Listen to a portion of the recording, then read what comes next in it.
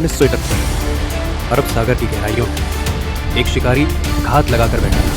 PNS गाजी mission INS Vikrant को ढूंढना और डुबाना। सोचो अगर विक्रांत डूब जाता तो इतिहास बदल जाता और शायद बांग्लादेश कभी बनता ही नहीं। इस कहानी में सबसे खतरनाक हथियार टॉर्पीडो नहीं था, बल्कि भारतीय नेवी की बुद्धिमानी, बहादुरी और सफल रणनीति थी। 1971 पाकिस्तान दो हिस्सों में बटा हुआ था, वेस्ट और ईस्ट। ईस्ट पाकिस्तान की जनता आजादी मांग रही थी। 25 मार्च 1971 पाकिस्तान की सेना ने ईस्ट में क्रैकडाउन शुरू किया। हजारों लोग मारे गए, लाखों लोग भागे और 90 लाख से ज्यादा शरणार्थी भारत में आए।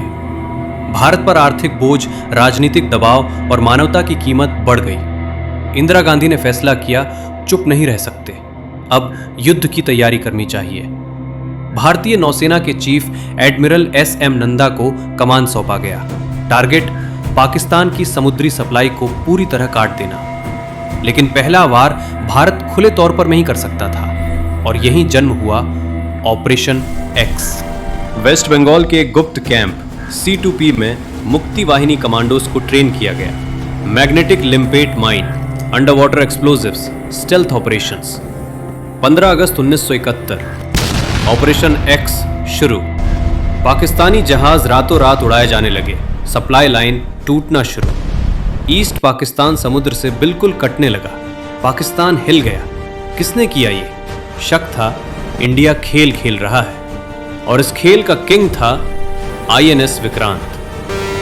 INS विक्रांत भारत का अल्टीमेट नेवल वेपन और उसे हर हाल में ईस्ट कोस्ट पहुंचाना था। रिपेयर के बाद उसे गुप्त रूप से अंडमान और निकोबार ले जाया गया। नाम दिया गया पोर्ट एक्स-रे। पाकिस्तान घबरा गया। अगर विक्रांत एक्शन में आ गया, ईस्ट पाकिस्तान टूट जाएगा। इसलिए कराची में पाकिस्तान नौसेना ने एक गुप्त मीटिंग बुलाई। फैसला, विक्रांत को नष्ट करने के लिए सिर्फ एक हथियार पर्याप्त है और वो हथियार था PNS गाजी। मिशन INS, विक्रांत को ढूंढकर डुबा दो। अमेरिका की नेवी से 1945 में बनी USS डियाब्लो 1957 में पाकिस्तान को ट्रांसफर हुई और नाम पड़ा गाजी। ये पाकिस्तान की एकमात्र लॉन्ग रेंज सबमरीन थी। 22 टॉर्पीडो, 28 माइंस और 90 दिनों तक पानी में छिपकर ऑपरेशन करने में सक्षम। सुराग मिला, विक्रांत शायद विशाखापट्टनम की तरफ है, लेकिन ये सुराग भारत की डिसेप्शन स्ट्रेटजी का हिस्सा था। वाइस एडमिरल N कृष्णन ने मास्टर प्लान बनाया। रेडियो कम्युनिकेशन जानबूझकर लीक किए गए। विशाखापट्टनम पोर्ट में सब्जियों का बल्क ऑर्डर दिया गया ताकि लगे विक्रांत वहीं है। गाजी ने 14 नवंबर 1971 को कराची से चुपचाप प्रस्थान किया। उसकी डायरी में लिखा था, लक्ष्य विक्रांत, अनुमानित लोकेशन विशाखापट्टनम। गाजी जाल को नक्शा समझ बैठी और उसी दिशा में मुड़ गई।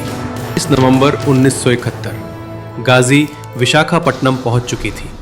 पूर्ण radio silence, full stealth plan, Vikrant के आने का इंतजार या पोर्ट के प्रवेश मार्ग पर माइंस बिछाना।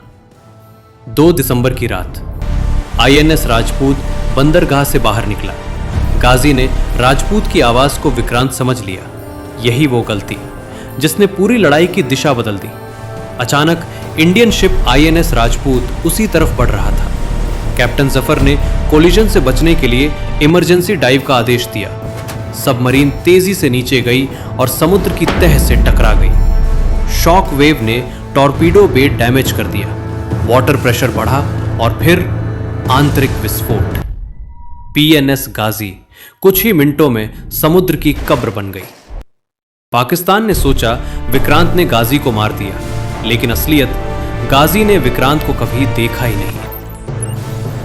इंडिया की डिसेप्शन स्ट्रेटजी ने विक्रांत को पूरी तरह सुरक्षित रखा और गाजी को मौत की तरफ भेज दिया। सबसे बड़ा सच, जब गाजी विशाखापट्टनम में मरी, उस समय विक्रांत हजारों किलोमीटर दूर था, पोर्ट एक्स-रे में छुपा, पूरी तरह सुरक्षित। और 4 दिसंबर को बांग्लादेश की आज़ादी की दिशा तय करने वाली एयर स्ट्राइक्स शुरू की। यानी गाजी एक ऐसे टारगेट का पीछा करती रही जो उसके सामने था ही नहीं। 1971 के युद्ध में बांग्लादेश जन्मा। और उस जन्म की कहानी में 2 नावों ने इतिहास लिखा। एक जिसने समुद्र पर राज किया, INS विक्रांत, और एक जो रहस्य बनकर गहराइयों में सो गई, PNS गाजी। शिकारी आया था शिकार करने, पर इतिहास ने उसे ही शिकार बनाया।